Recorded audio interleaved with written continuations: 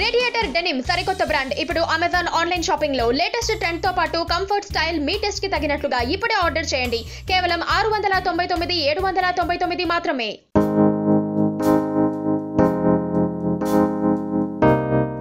Drug case Tollywood చుట్టూ దాదాపు ఒక రోజు కాదు రెండు కాదు ఏకంగా 10 రోజుల నుంచి టాలీవుడ్ ఇండస్ట్రీకి సినిమా చూపిస్తున్నారు.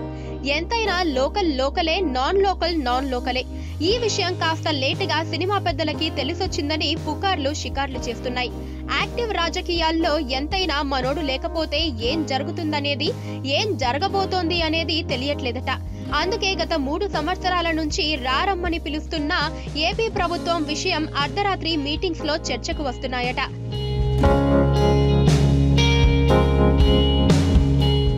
అసలు టాలీవుడ్ పరిశ్రమ అంటేనే డ్రగ్స్, మందు, పబ్స్ విచ్చలవిడివాళ్లుగా చిత్రీకరించారని మదన పడుతున్నారట.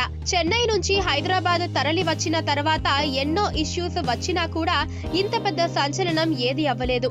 అప్పట్లో ఏం సమస్య వచ్చినా రాజకీయంగా ఉన్న ఎంతో మంది ప్రముఖులు ఉండేవారు. ఇక ఇప్పుడు ఆ సందర్భం లేదు. రాష్ట్రం విడిపోయాక పలుకుబడి, చుట్టాలు, బంధుత్వాలు, మంత్రులు అంతా ఆంధ్రప్రదేశ్ కి ముడిపడిపోయి ఉంది.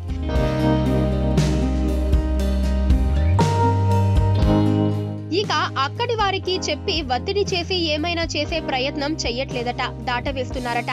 అక్కడైతే ఇంత పెద్ద ఇష్యూ అయ్యేదాకా రానిచ్చే వాళ్ళమా, పోదాం బాబు అని మంచి కిక్ లో హాట్ డిస్కషన్ సాగిందట.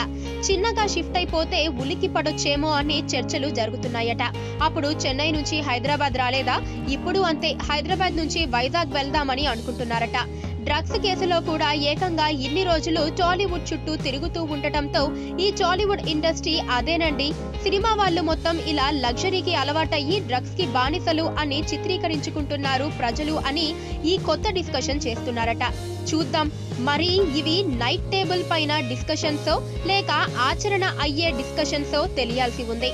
మరోవైపు ఈ డ్రగ్స్ కేసు ఎంతవరకు ఈ ప్రభుత్వం తీసుకెళ్తుందో చూడాలి. పక్కనే ఒక గంట సింబల్ కనిపిస్తుంది కదా, దాన్ని నొక్కారనుకోండి, మేం చేసే వీడియో అప్డేట్స్, నోటిఫికేషన్స్ అన్నిటితో మీ డివైస్ లో వాలిపోతాం.